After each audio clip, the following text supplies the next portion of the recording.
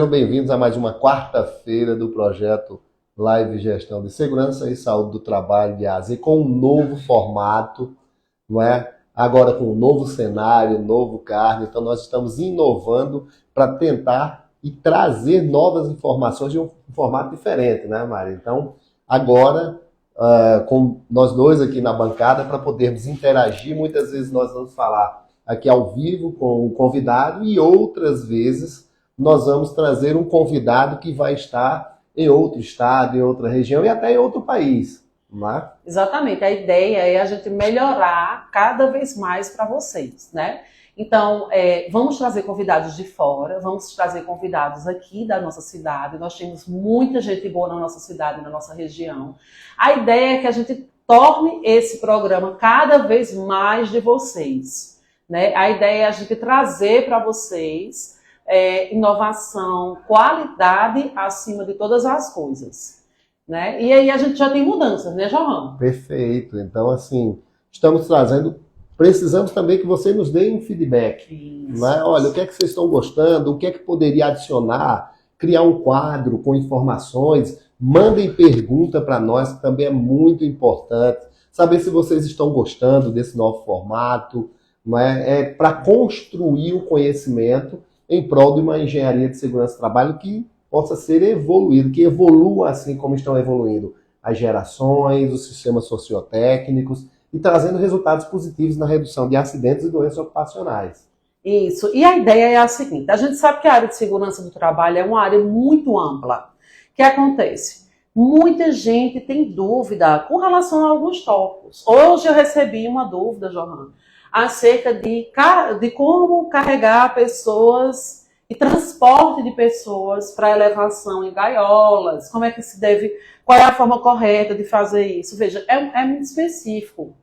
Mas aí, eu já trabalhei com isso. A pessoa sabe, liga, Mari, como é que faz? Então, quantas pessoas não têm dúvida sobre um ponto específico, sobre algo que a gente pode ajudar? Então, a ideia é essa: traga a sua dúvida, traga a sua situação. Se eu, Johan, não souber, o próximo convidado da próxima semana saberá, a gente vai trazer ele para vocês.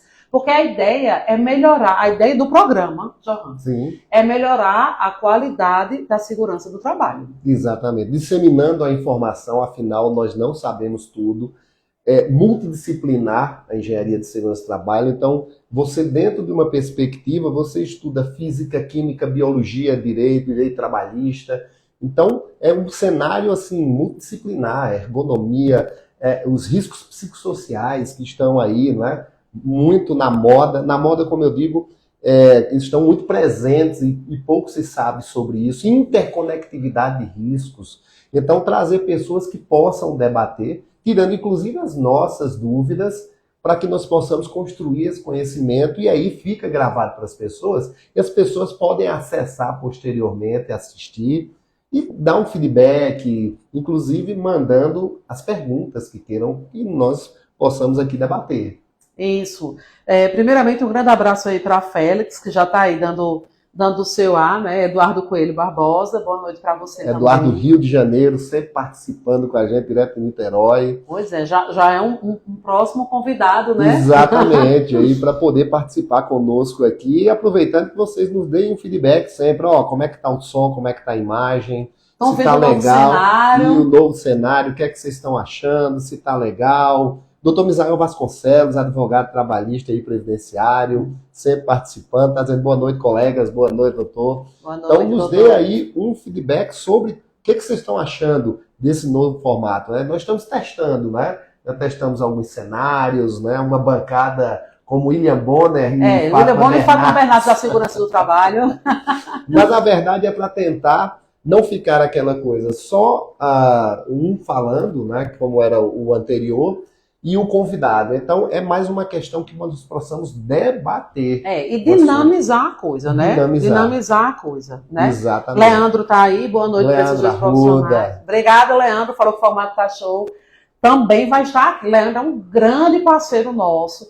Tem uma vasta experiência, eu acho que também tem muito para trazer para a gente, né? E lembrando que todas as terças-feiras do mês, nós temos a nossa reunião técnica, né, que acontece aqui no CREA de Campina Grande. Então, você que é engenheiro de segurança do trabalho ou de qualquer outra área, não especificamente da engenharia de segurança do trabalho, pode participar lá, né, porque são debates muito proveitosos. Nós vamos trazer nesse nosso próximo agora um grande profissional do Ministério Público, engenheiro de segurança do trabalho, né? Exatamente, ele é um profissional muito bom, inclusive assim, sempre que a gente se encontra para conversar, a conversa não termina, porque ele tem tanta coisa para trazer. E a gente vai falar especificamente da interconectividade do PGR e do PCMSO, Muito que bom. é algo que tem, a gente fala assim, tem que andar de mãos juntas, tem que andar de mãos juntas, mas como de fato deve funcionar esse mãos juntas, né? Será que isso acontece efetivamente dentro das organizações? E Ou ele será tá que são fazendo isso, né? tratados de formas diferentes? Ou seja, o engenheiro e os responsáveis lá fazem o PGR e o médico faz o PCMSO e a comunicação é mínima. É claro que nós temos situações onde existem empresas que realmente há uma conexão. Na empresa que eu trabalhei, nós fazíamos juntos, né? Então levávamos o PGR, discutíamos, mesmo antes, já no PPRA, discutíamos Sim. quais eram os riscos, então se tinha alterações lá em determinado setor, né? A audiometria de alteração do tipo gota ou cone, o que está acontecendo? É trabalhista, né? É ocupacional? Então o que está acontecendo? Como é que a gente vai fazer? Será que é o EPI? Será que é a proteção coletiva? Aumentou o nível de ruído? Por que as pessoas estão com esse problema? Então, muito importante. E essa pessoa que vai vir conversar com a gente, ele está avaliando isso na empresa. Então, ele traz o cenário. Isso é até bom para você que é profissional da área, porque, assim, às vezes a gente diz assim, meu Deus, eu estou fazendo as coisas erradas. Ou, às vezes, eu estou fazendo tudo certo. Aí, quando você chega lá, você se depara com uma realidade diferente. Então, assim, é de fato uma oportunidade enriquecedora, não é, Jornal? Perfeito. E hoje, lembrando que nós vamos trazer um grande profissional, Vitor Hugo. Isso. Um grande profissional, especialista em NR23, combate a incêndio, plano de emergência.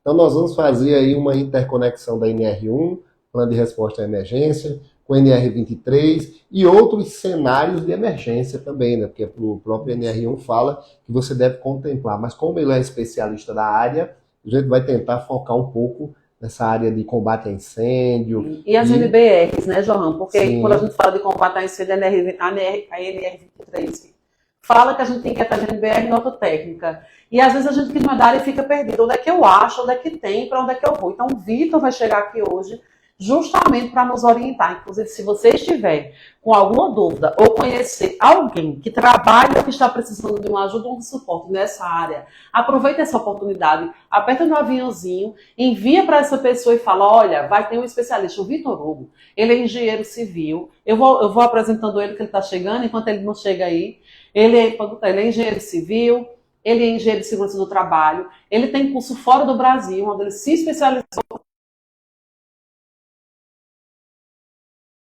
incêndio, né? E então ele tem um know-how muito bom para nos dar suporte nessa área. Além disso, ele atua nessa área de proteção de incêndio há muito tempo. Tem expertise. Tem expertise com pequenas empresas, grandes empresas, empresas públicas. Faz projetos. Então ele vem para ajudar a gente nesse sentido. Boa noite, Vitor Hugo. Boa noite. Me escutam bem? Sim, perfeito, Vitor Hugo. Boa noite, seja bem-vindo. É uma satisfação enorme conhecê-lo, né? Mariana fala muito bem de você, então quando pensamos nesse tema, de bate e pronto, ela já disse, ó, é Vitor Hugo. Esse a gente entendeu o que pensar. O Vitor chegou a hora da obra, nem um café, nem uma água ele tomou. Já chegou, já sentou, já vai participar da live. É assim, né, Vitor? É isso. Pior que tá desse jeito mesmo aqui, improvisei um suporte aqui para o celular. Mas é um privilégio participar desse programa com vocês, desse projeto que vocês estão tocando de maneira brilhante. Como a Mariana falou, eu estou passando exatamente por um processo de mudança. Acabei de chegar, a gente está implementando um canteiro de obra, de uma grande obra que está para acontecer aqui no estado da Paraíba, então ainda não tem a logística definida de carro, eu fiquei dependendo de carona, tal, a pousada é nova, enfim. Mas estou aqui. É um prazer. Vou mandar um abraço para Edmar Resvigo, grande profissional, Vitor. A responsabilidade das pessoas que estão nos ouvindo, o nível é alto aí, viu? E vamos começar, Vitor. Você você apresentando. Apresente-se para o pessoal, por favor. Eu falei um pouco agora sobre você, mas muito pouco. Seria interessante a gente me ouvir. Quem é Vitor Hugo, né? Fale um pouco das suas experiências profissionais. Acho que a internet de Vitor deu alguma falhinha, mas ele vai voltar. Voltei. Voltou? Voltei. Vamos lá. Eu parei em um abraço que você estava mandando. Então, eu estava falando para você se apresentar, Vitor. Quem é Vitor Hugo? Bom, Vitor Hugo Vasconcelos Viana, natural de Campina Grande, com formação acadêmica pela UFCG, né, como engenheiro civil, lá em 2015, finalzinho de 2015, emendando na pós-graduação de segurança no trabalho. Tive a oportunidade, ainda na graduação, de estagiar num dos maiores escritórios de engenharia de segurança, que é a Luar Engenharia. Acredito até que o Leandro está presente aqui. Então, muito do que eu sei eu devo para eles. É muito bom poder ter participado de tanta experiência profissional, ainda no âmbito do estagiário, né? Então, comecei lá como cadista e comecei a desenvolver projetos junto com eles. E após a formação, a gente enveredou realmente para a área de combate a incêndio. Então, chegamos até a ganhar uma honra ao mérito por ser o escritório que mais fazia projetos na Paraíba, na época que era um pouco complicada a questão de aprovação, mas a gente conseguiu se destacar. Então, Leandro presente aí. A gente conseguiu se destacar muito nessa área, também continuou, além de fazer o projeto, que é o que eu acho muito importante, a gente passou a executar os projetos para ver a dificuldade, que às vezes a gente, tem uma tubulação de hidrante que passa ali retinha, não tem curva, não tem nada, então não tem perda de carga, só que quando vai para a realidade, tem uma viga no meio, que tem que botar um joelho, outro joelho, um T derivando, sobe, desce, e quando a gente pensa que vai ter 20 metros de coluna d'água na ponta, chega 10, o bombeiro na prova.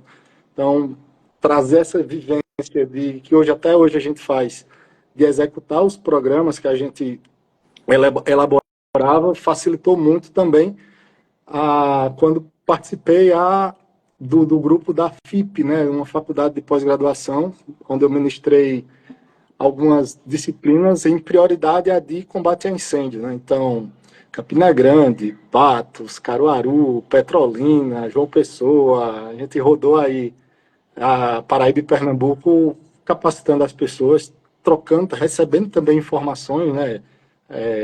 A gente costuma dizer que quando a gente ensina, aprende muito, né? Então, você ter na sua aula, você ter ali sentado na sua frente um bombeiro com 10, 12 anos de experiência, sabe tudo de fogo, e você está ali ensinando como prevenir incidentes com incêndio, é bem desafiador, você com certeza aprende demais, aprende muito. Então, daí enveredei ainda assim para a área de gestão de projetos, né? E trabalhando na área, seguindo aí trabalhando na área. Perfeito. Então, podemos dizer aí que a expertise é realmente tudo aquilo e um pouco mais do que Mariana comentou, né? Um pouco. Ela exagera, ela exagera. Vitor, fala pra gente, você foi fazer um curso em Ohio, foi nessa área? Isso, o curso de Ohio foi na gestão de projetos. Gestão de projetos. Então, eu tive uma grande experiência lá na Universidade Estadual de Ohio, lá em 2020. Quando você realmente conhece um mundo totalmente diferente do que a gente vive, né? Inclusive a parte da construção, a parte das instalações. Só para ter um exemplo, lá as tubulações antigas já eram ranhuradas, por exemplo. Ranhuradas. E estava começando essa tecnologia, esse modelo de implantação, ser mais difundido no Brasil, evitar de rosquear e tal. Então, todo lugar que você vai tem o ponto de encontro de brigada, tem as rotas de saída, tem todo o mapa de risco, tudo bem definido e assim, é tão natural que não tem aquela história como muitas vezes acontece, né? Não bota esse hidrante aqui não porque vai ficar feio. Não bota esse extintor aqui não porque vai tirar a beleza. Ah, para que treinar o pessoal, fazer rota de fuga, fazer tal, ninguém vai fazer na hora. Então a gente vê que realmente, e isso aí eu considero uma das maiores experiências assim, que eu tive, você vê que a criança já sai da creche, não sei como chama lá, da educação básica, vai para o high school, tudo, já sabendo como se comportar no caso de terremoto, que aí entra no nosso caso um pânico. No caso de atentado terrorista, né, que é tão vigente lá, que tudo isso englobando para nossa área, que a gente fala, projeto de incêndio é só incêndio.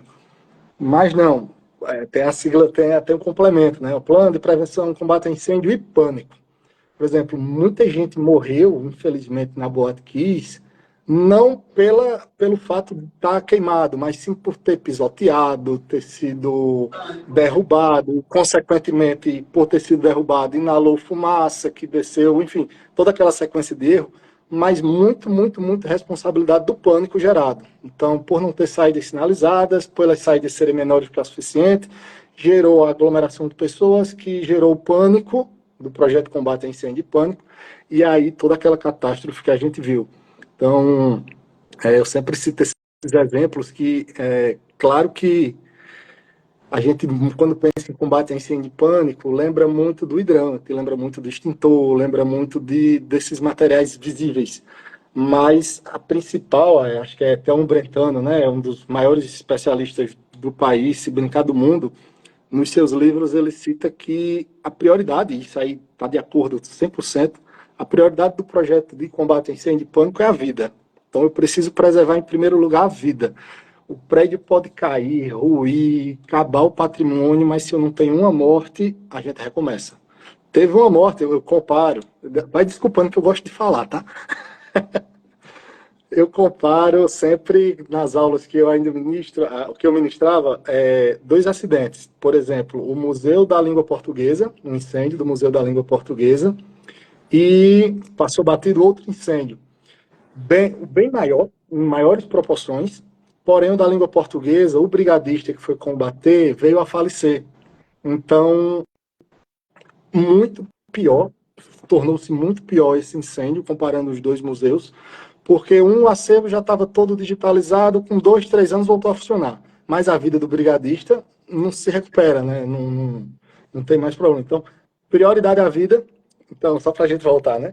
Prioridade à vida, para ter a prioridade, para se dar vazão, a qualidade da saída das pessoas, saída de emergência, rota de fuga bem dimensionada, brigada de incêndio, que a gente vai falar já já, bem dimensionada, bem treinada, bem orientada, e fazendo tudo isso, a gente evita o pânico e evita a morte, que é, fazendo paralelo lá com o raio, né?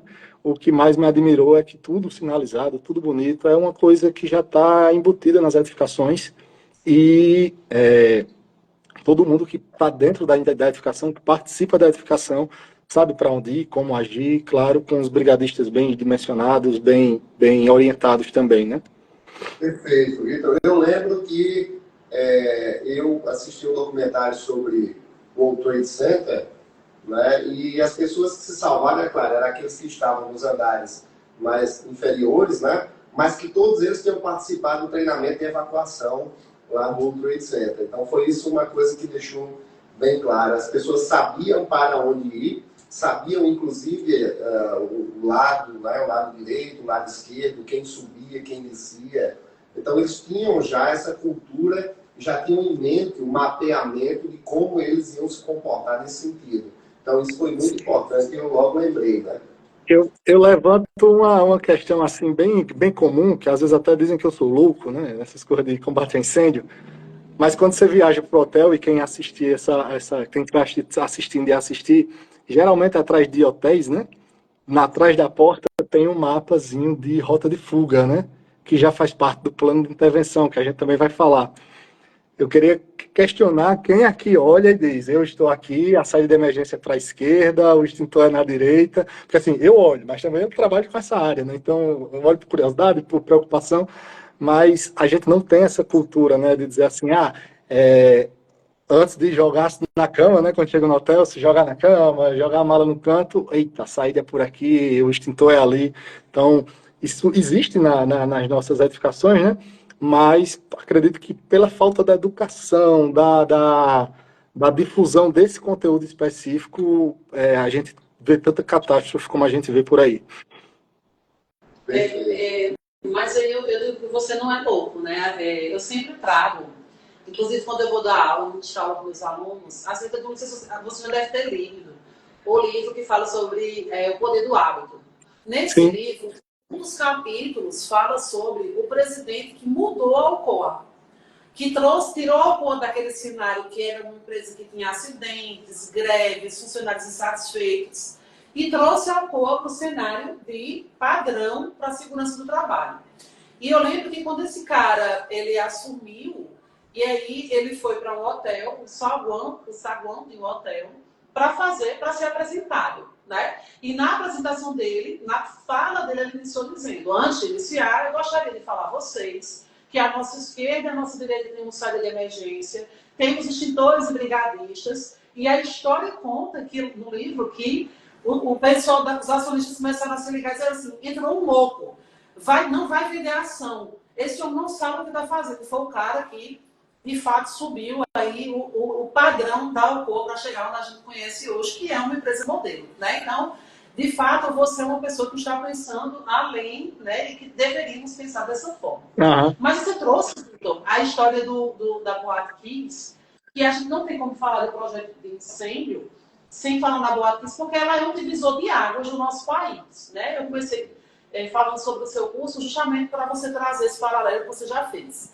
Mas aí a gente pergunta a você, a NR23, que é a norma que a gente tem que trata, né, João, de combate a incêndio, o que aconteceu com ela e o que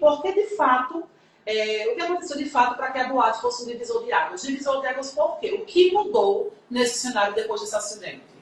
A gente pode fazer até um apanhado maior, se permitir. Como é que se diz? A gente vem infelizmente, a gente tem uma mentalidade de trabalhar depois que o acidente acontece, né? Então, lá atrás, na criação da NR23, das NRs, né, já foi muito motivado pelo edifício Joelma, pelo edifício Andraus. Então, logo após aqueles acidentes, começou, na época, o Ministério do Trabalho e Emprego, né? Ministério do Trabalho e Emprego, MPE, começou a buscar alternativas de construir legislações para esse tipo de incidente, né? Um curto-circuito, dizem que de uma geladeira, tomou proporções e o fogo ardeu, o prédio totalmente ardeu em chamas, né? Pareceu uma fogueira, né? Digamos assim. Então, com esse intuito, voltando à pergunta, a NR23 veio para balizar, para dizer assim, ó, a gente precisa de soluções, a gente precisa de normas, a gente precisa de um guia para começar a tentar mitigar essas situações de incêndio, né, essas situações de catástrofe. Então, por exemplo, até brinco que o texto é bem estranho, uma das citações que ele fala é adestrar as pessoas, né? Então, lá no item das condições gerais, ele fala toda empresa precisa de equipamentos necessários e pessoas adestradas para usar esses equipamentos. Então, a partir daí, que a gente vem, cada estado, ou a própria ABNT, tendo normas sobre classificação, sobre brigada, sobre, até hoje, mais recente, sprinklers, supressão do fogo através de vácuo, enfim, desenvolvendo isso, também o governo, cada estado, né, na atribuição do bombeiro, mas sempre sendo regido pela NR23, que, no âmbito da Boate Kiss, provocou-se mais ainda uma melhoria, que é a história da concentração de público, né? Então, a Lei Kiss, eu costumo dizer que é uma lei que vem após a NR23, né, se a gente for colocar assim, na hierarquia de poder, só que atribui realmente aos estados a elaboração de normas, bem como a fiscalização. Então, ela entrega ao poder, ao cada estado, a criação de normas, fiscalização do projeto e fiscalização das edificações depois dos projetos serem feitos, né? Perdão. Perfeito, perfeito. E notamos que é uma evolução, né? Sim. uma evolução da legislação, uma evolução também dos conceitos, da própria cultura, é aquilo que você diz, é um pouco mais reativo, né? Houve uma resposta depois que o problema aconteceu lá no Joelma, 73, acho, não lembro direito, no ano, e agora na Boate Kiss, mas que sirva de lição, é claro que a gente não pode jamais pensar nas vidas que foram ceifadas, se pudéssemos voltar atrás, faríamos isso, claro, com toda a vontade do mundo, mas que pelo menos sirva de lição para poder evoluir, melhorar, para que outras vidas não sejam ceifadas, assim como você sempre comentou. Se pudermos salvar uma vida que seja, já tem valido a pena, né? Isso. A NR23, ela fala, Vitor, sobre o combate ao incêndio, mas a gente sempre está fazendo aqui nesses nossos debates a interconectividade entre as normas, né? Porque o que é mais interessante nessa nossa área é isso, é que elas acabam se cruzando, elas acabam se encontrando. E é importante que a gente tenha essa visão do todo, essa visão ampla. Inclusive, a pessoa que está assistindo aí vai pensar quando estiver trabalhando, ou eu tenho que olhar para esse lado, eu tenho que ter esse cuidado, eu tenho que ter esse olhar. E aí a gente traz, Vitor, a NR1. A NR1, ele fala que a gente tem que ter um plano de emergência. Inclusive, semana passada, nossa live foi sobre espaço confinado e a gente também conversou sobre o plano de emergência. Então, eu acho interessante a gente trazer esse plano de emergência, porque a gente está falando assim, plano de combate a incêndio. Aí a gente traz o plano de emergência. Não é a mesma coisa, mas tem uma ligação, tem uma interconectividade. Eu tenho que trazer alguma coisa do plano de combate a incêndio para o plano de emergência. Como é que funciona essa ligação? Sim. Tem toda uma ligação, ainda bem, né? Que tem toda uma ligação. Quando a gente fala de plano voltando, né? A NR1 fala de documentos PGR, né? Também a história do PAI, Plano de Ação e Combate, ou deu um break aqui. Mas o plano de... Cadê? Plano de Ação e Emergência. Fugiu. Estava vendo aqui um PGSA, nada a ver, né? Um plano de ação e emergência. Trazendo para a norma do Corpo de Bombeiro, o plano de ação e emergência citar, e a NR23, naquela parte que eu falei de situações de adestrar pessoas, está incluindo diretamente o plano de ação e emergência. Uma vez que eu tenho uma brigada bem treinada, bem capacitada, eu vou poder executar um plano de ação e emergência em caso de sinistro. Bora lá. Eu tenho uma indústria, ou tomando consideração uma festa junina, né, que a gente acabou de passar, trazendo um exemplo.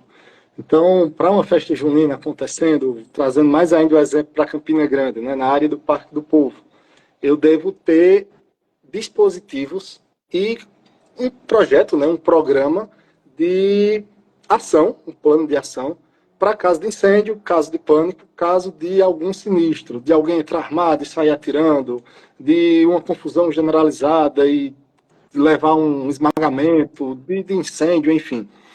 Então, são definidos pontos nesse plano de ação e emergência, a começar da brigada, né? Então, eu tenho uma brigada bem treinada, como a pessoa quem pensa brigada, pode até, quem está chegando agora na área, pode até pensar, a brigada de incêndio é só para apagar fogo. Não. Quando a gente tem um treinamento de uma brigada, pensando num plano de ação e emergência, a gente vai ter a pessoa que é destinada para entrar em contato com o bombeiro. Então, o fogo está comendo, tem gente passando mal, precisando de socorro, mas tem uma pessoa que vai fazer uma função vital, que é chamar e orientar e receber as forças de segurança, as forças de combate. Então, uma pessoa que é designada a receber esse pessoal, outra pessoa que é designada a ir até o ponto de encontro, distribuir os equipamentos, outra pessoa que vai, enfim, combater o fogo, outra pessoa que vai fazer os primeiros socorros, outro brigadista que vai fazer evacuar as pessoas, né, orientar a saída das pessoas. Então, claro, pensando numa edificação grande, num evento de grande porte, numa indústria, a gente consegue diferenciar cada situação de cada um. Então, além do brigadista, quando a gente fala de plano de ação e emergência, a gente geralmente coloca, além do escopo do projeto, né, a gente coloca na planta qual o acesso da viatura. Tem possibilidade da viatura adentrar na edificação? Tem possibilidade dela chegar próximo a um registro de recalque para abastecer o sistema de incêndio independente da reserva do prédio? Então, qual é o caminho que essa viatura vai fazer? Qual o caminho das rotas de emergência?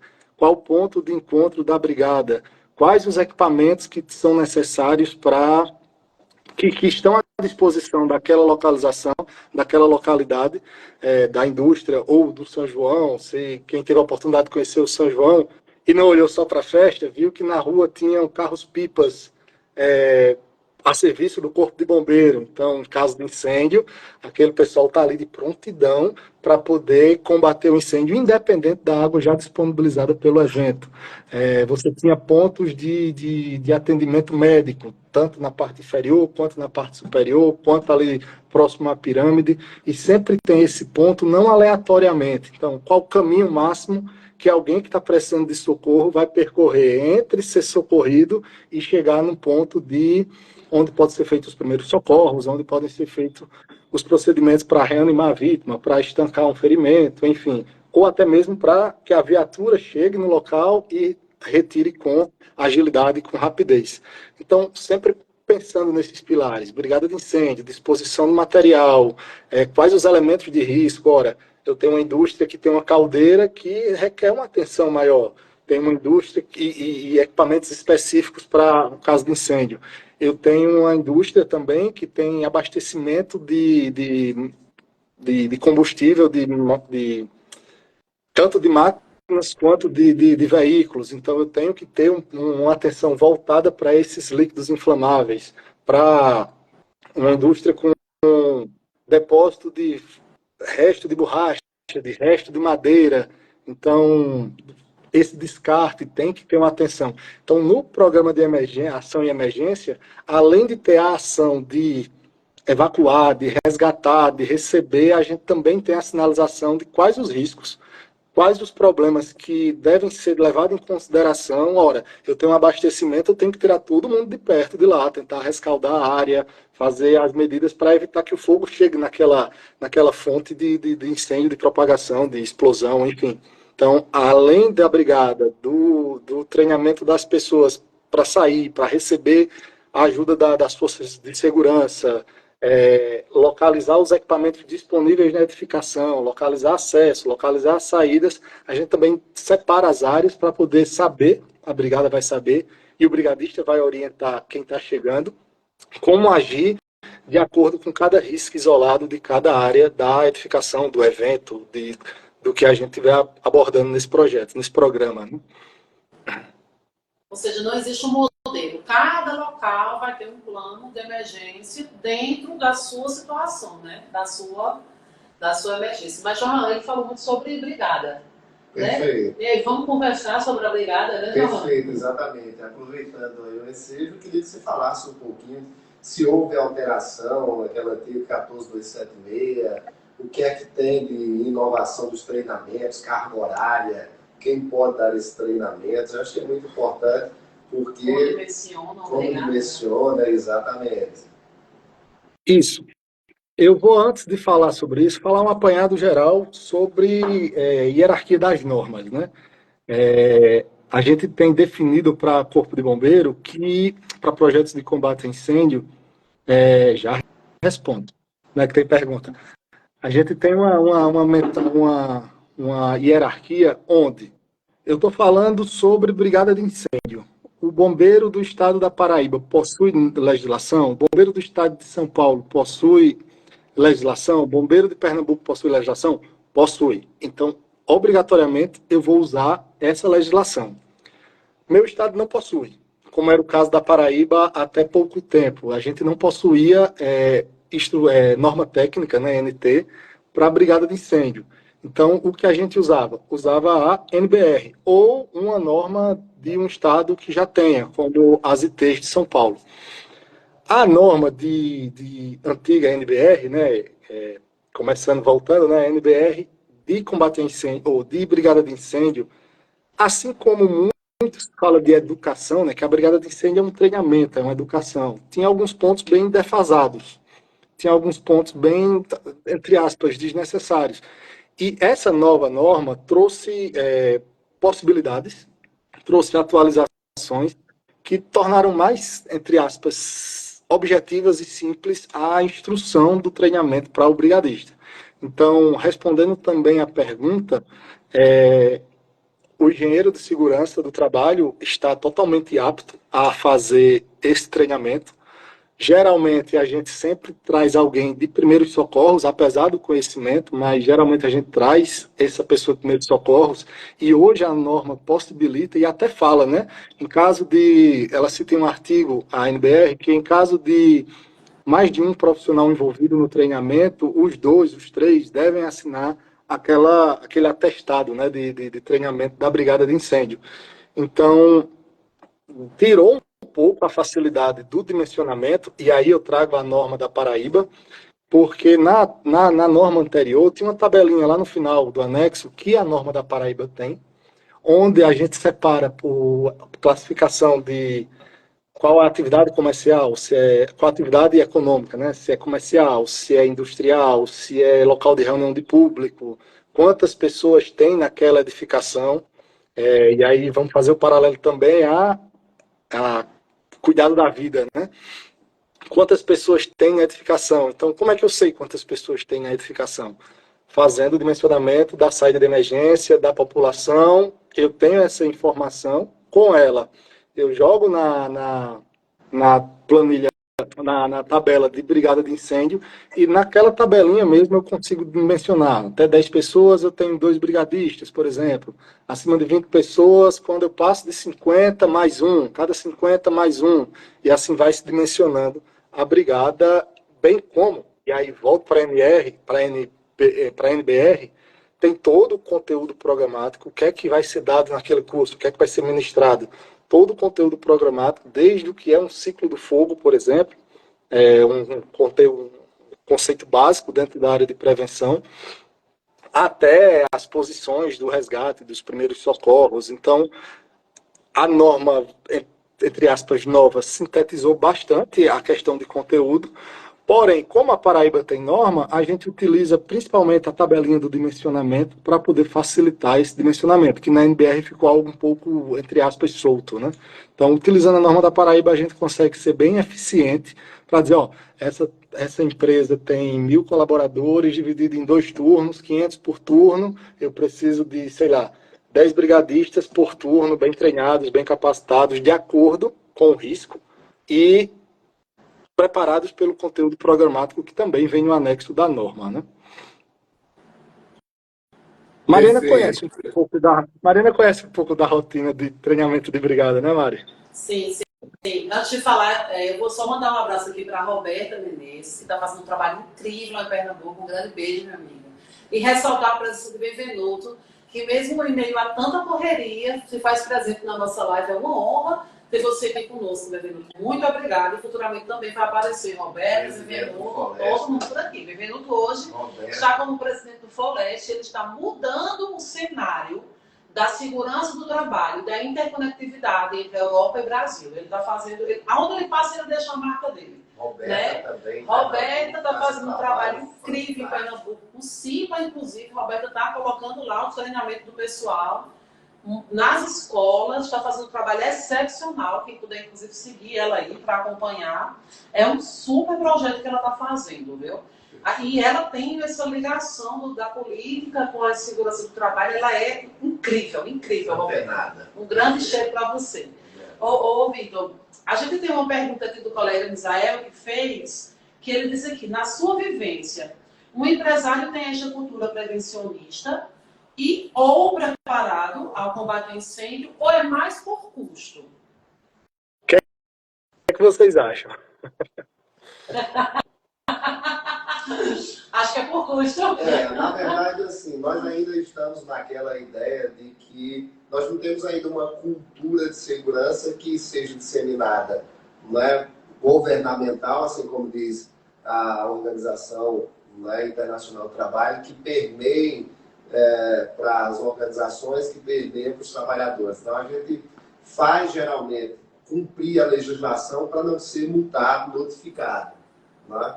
Muito embora muitas empresas, eu trabalhei numa multinacional, o Mário trabalhou numa multinacional, a gente sabe o olhar diferente. Agora entendemos também que para o pequeno é um pouco mais difícil, porque tudo gira em torno de custo.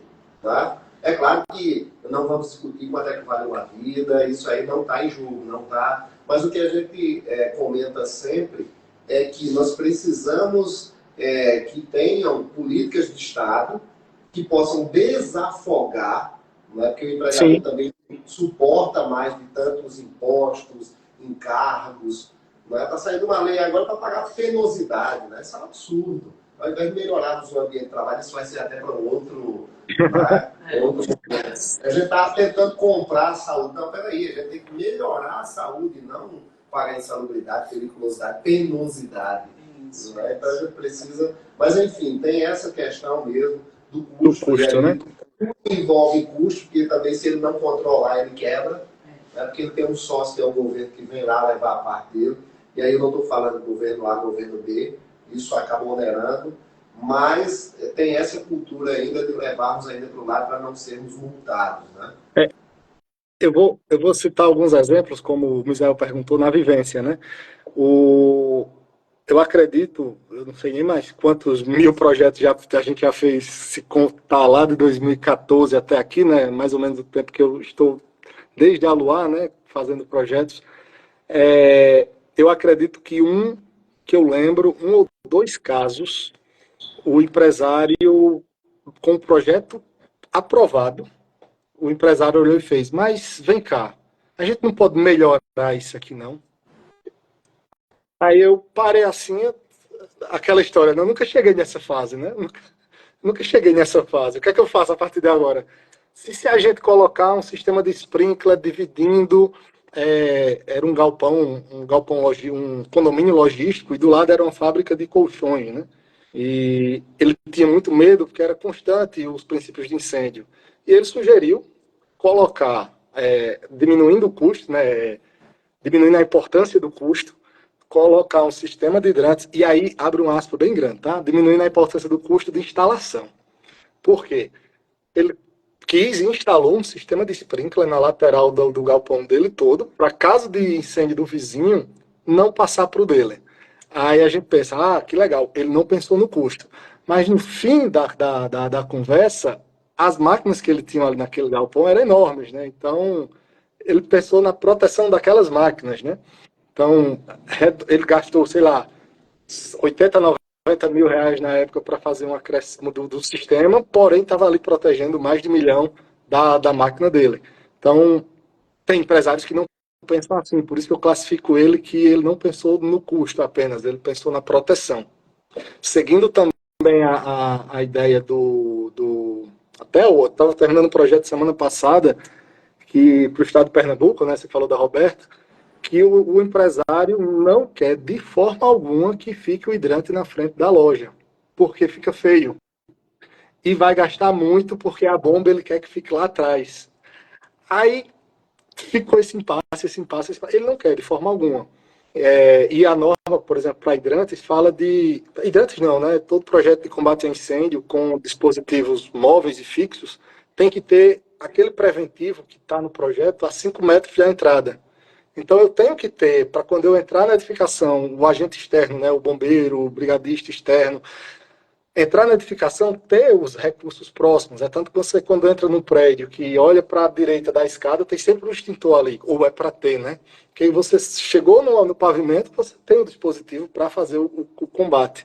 E esse rapaz falou isso, né? De tipo, eu não quero a 5 metros, eu sei que é o que a norma manda, porém, para poder evitar o custo de ter que trazer lá da casa de bombas mais tubulação, mais conexões, uma bomba de potência maior. Então, claramente, mais de 99% da minha experiência, vamos dizer assim, o empresário pensa no custo, não só na multa, né?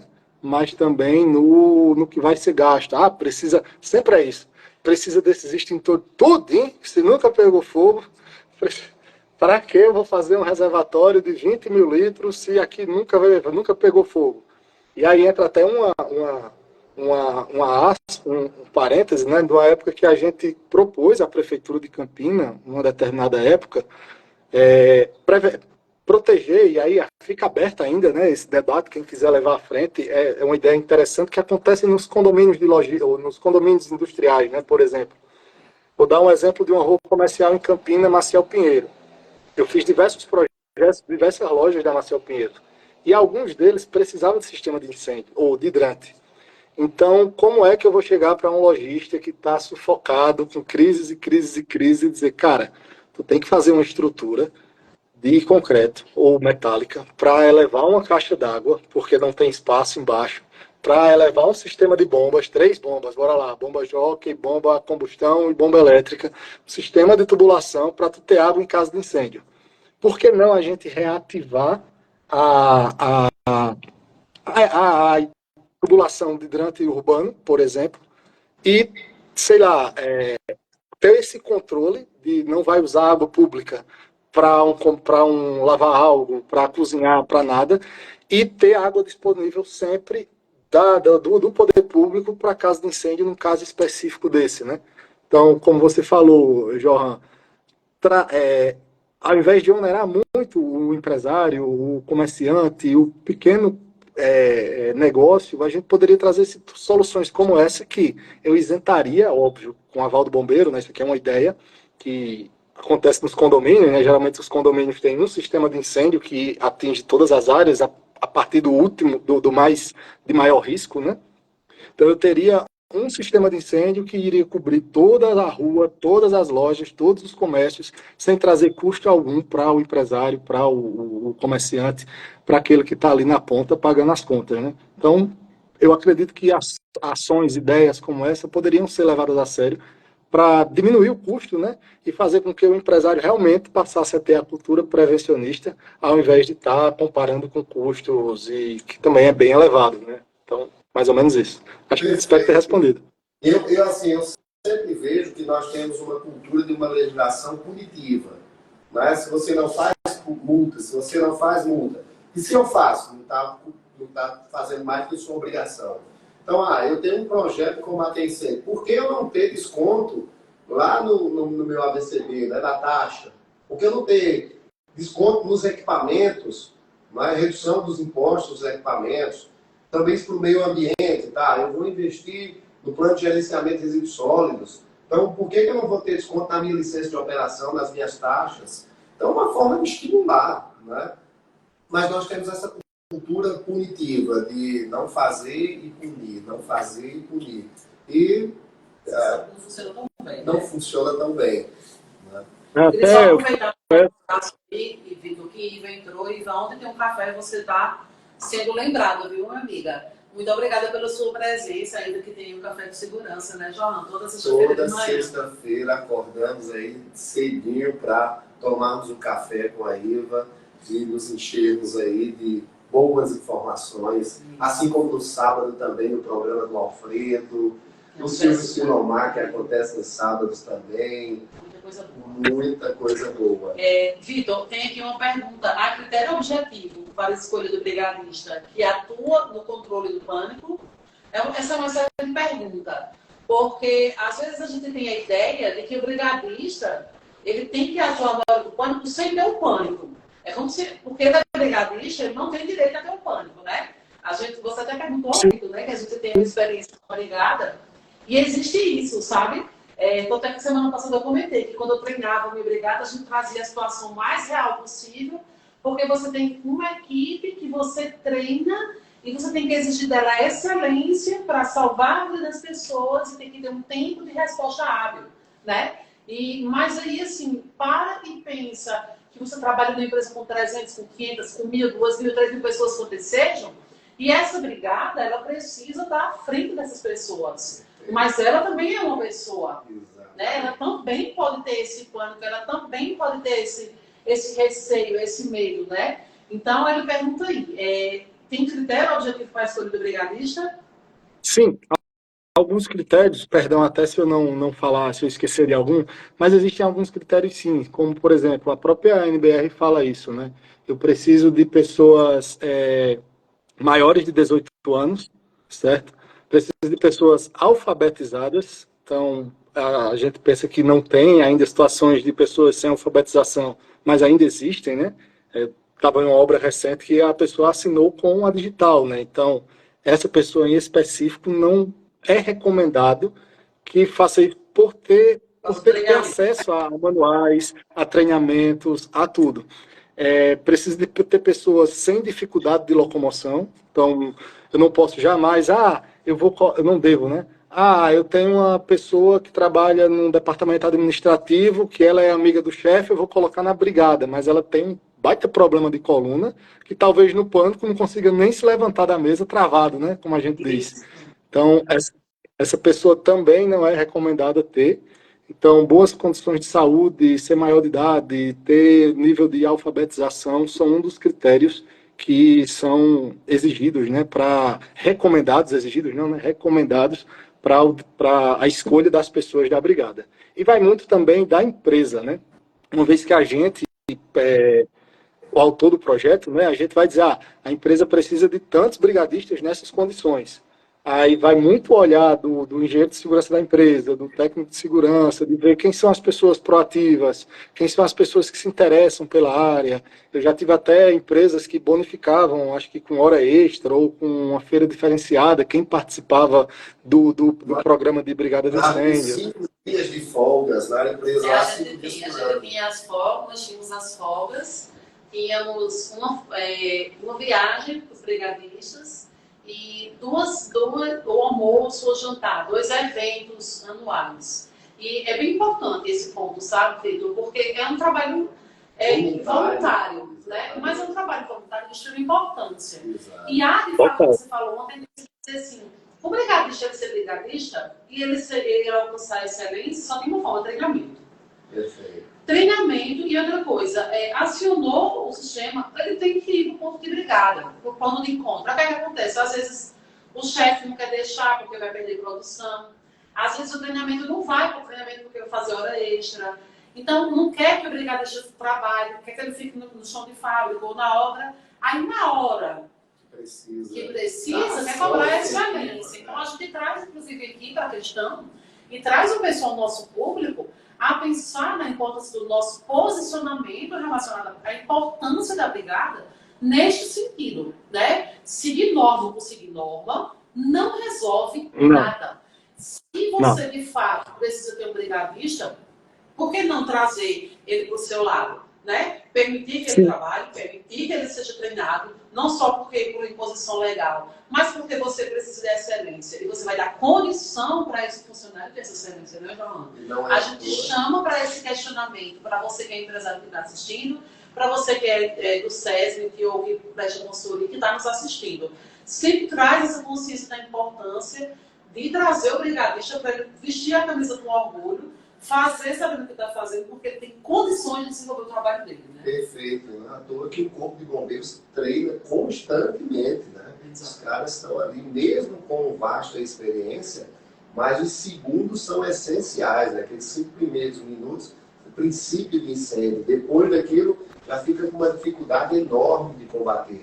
Então, por isso que eles treinam com essa constância, e aí também a gente leva para o lado dos brigadistas, e essa bonificação é importante para que ele possa se motivar, entender que mesmo sendo voluntário, há uma importância muito grande. Assim, a gente fazia, no final do ano, era um evento de encerramento, fazíamos reuniões mensais, e no final do ano, encerramento, com distribuição de brindes, e era super legal, o pessoal gostava, assim, bem interessante. Tem gente que se motiva até por um broche, né? Por uma camisa diferente, por uma posição assim mais de destaque. Então, eles recebiam, olha, os caras ficavam porque você estava reconhecendo, como dizia Sócrates, reconhecer 2 vezes. E a motivação ela não é só financeira. Não. Né? Vamos motivar o pessoal, dá um aumento de 10%. Isso não é motivação. Não. Tem que ter cuidado com motivação e tem que ter cuidado onde eu vou gerar saving. Você não vai economizar para a empresa economizando com o brigadista.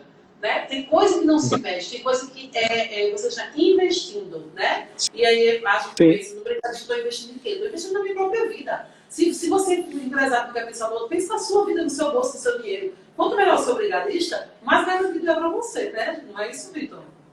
Não, é aquilo.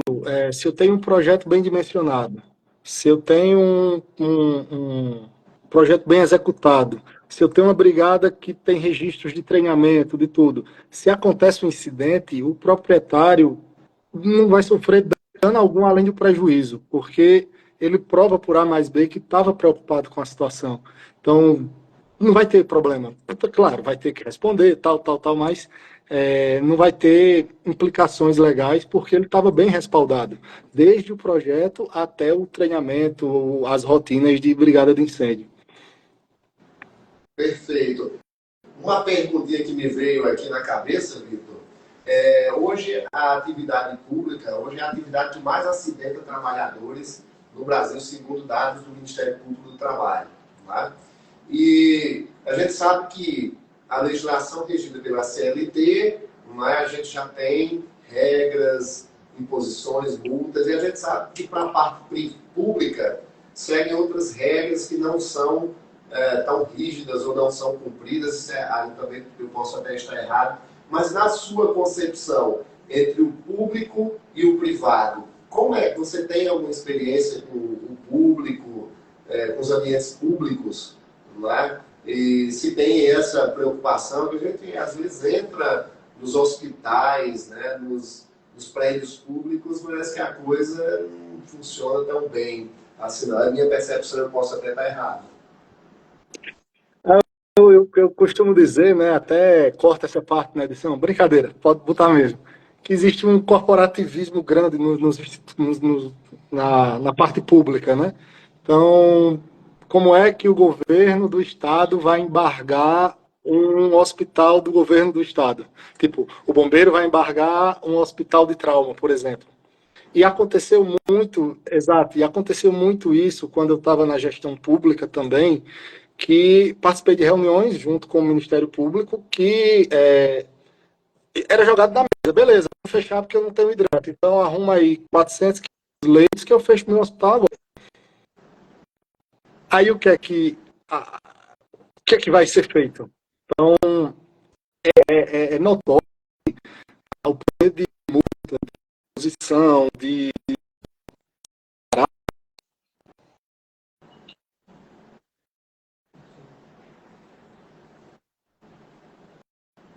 Estamos com uma falhazinha aqui, acho que Oi, Vitor, está conseguindo nos ouvir? Tivemos uma falhazinha na tua internet. Tá. Eu estou ouvindo direito. Posso. Ok, voltamos aqui. Estamos conseguindo te ouvir. Então a gente Beleza. ouviu um pouco o resumo que você falou. Estamos chegando ao finalzinho, né, Mari? Quer complementar alguma coisa, Vitor? Não, eu quero propor para vocês. Eu costumo dizer que na pós-graduação a disciplina de combate a incêndio era sempre uma das maiores. Então, se vocês quiserem, uma vez por mês, uma vez a cada 3 meses, a gente trazer temas específicos, como já a gente comentou, falou de brigada, falou de plano de intervenção. Pô, mês que vem vamos falar de hidrante, mês que vem vamos falar de saída de emergência, vamos falar de classificação de edificação, de documentação necessária. Vamos terminar o ano batendo papo aí. E espero eu não estar de mudança, né, literalmente, para a gente poder ter uma melhor qualidade, né, para quem está assistindo a gente. Mas eu me coloco 100% à disposição desse projeto para a gente continuar levando informação e tendo esse bate-papo muito gostoso, muito rico, né? Com tanta experiência pesando aqui. Porque tudo que está caindo na internet é a experiência aí de vocês. Vamos fazer isso sim, Vitor. A nossa intenção é essa, é somar cada vez mais com profissionais como você, né? A gente não pode ter um expertise desse, um know-how desse e passar tão superficialmente, né? Graças a Deus a gente tem encontrado pessoas muito boas, né, Joana, nas nossas áreas. A gente tem falando que vai ter parte 1, parte 2, parte 3. Teremos várias partes.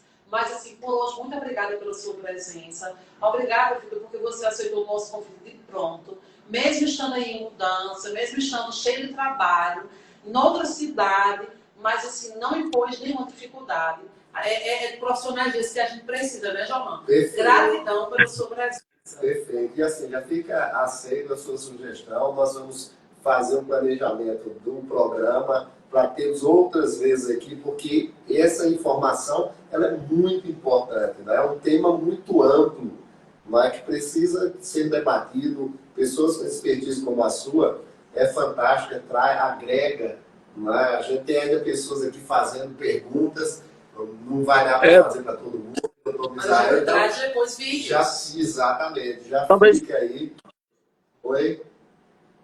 Talvez bem rapidinho, independente da terceirização, respondendo o Misael, né, a proteção é da empresa, então o proprietário é responsável por pelos equipamentos e pela proteção de quem está dentro da empresa. Então, se o funcionário é CLT ou é terceirizado ou é PJ, qualquer coisa do tipo, a responsabilidade é da empresa. Então, bem resumidamente. É o risco do negócio, né? Assim como o doutor Misael diz, do direito, né? Uhum. É o risco do negócio. Inclusive, Vitor, fala um pouco sobre o seu curso nesses últimos minutos, gente. O Vitor tem um curso que trata e trabalha muito bem essa área, né? Siga o Instagram aí do Vitor. Fala aí do Instagram, Vitor, para o pessoal ver o teu curso. Fica gravado, hein, Vitor? Para o Brasil inteiro, a gente tem vídeos com mais de 4.000 visualizações, então aproveita aí e fala um pouco. Bora, eu sempre fui incentivado a sair disso, né? Aquela questão de, meu cabelo tá bagunçado, eu fiquei gago, tal. Então, recentemente, o ano passado, eu fiz um programa que tinha mais problema, né, na área de segurança contra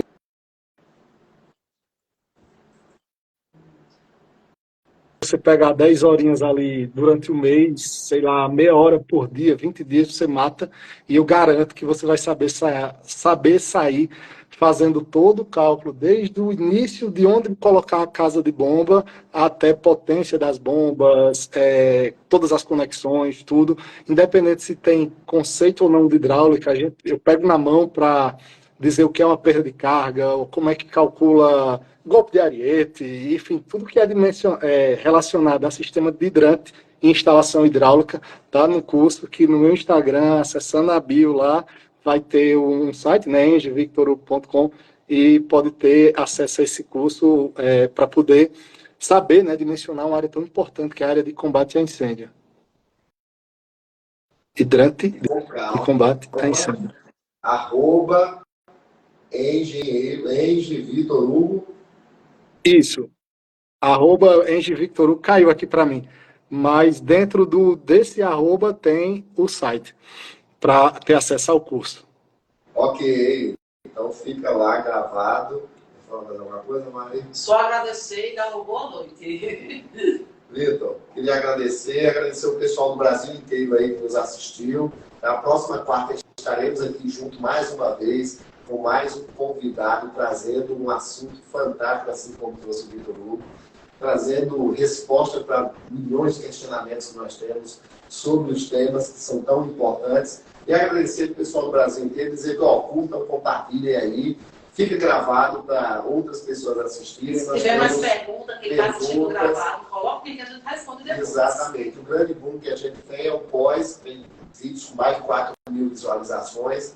Então, curtam, compartilhem e sigam nas redes sociais aí, para que possamos construir o conhecimento em prol de uma engenharia de segurança do trabalho evoluída e que traga dividendos para empregados e empregadores. Boa noite a todos. Boa noite, Vitor. Boa noite, Vitor. Muito obrigado. Até a próxima.